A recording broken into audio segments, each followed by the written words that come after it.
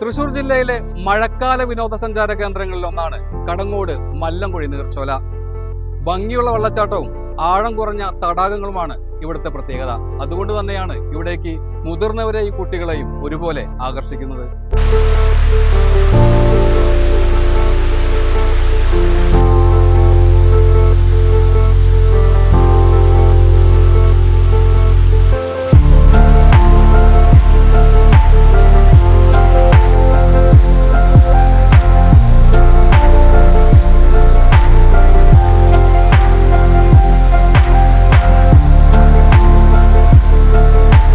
തീർത്തും അപകടരഹിതമാണ് Kadangode മല്ലംകുഴി നീർച്ചോല.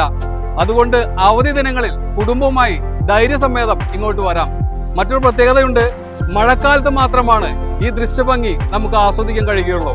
Camera person Ibrahim പഴുവൂരിനോടൊപ്പം AM Rasheed, Erumapetty.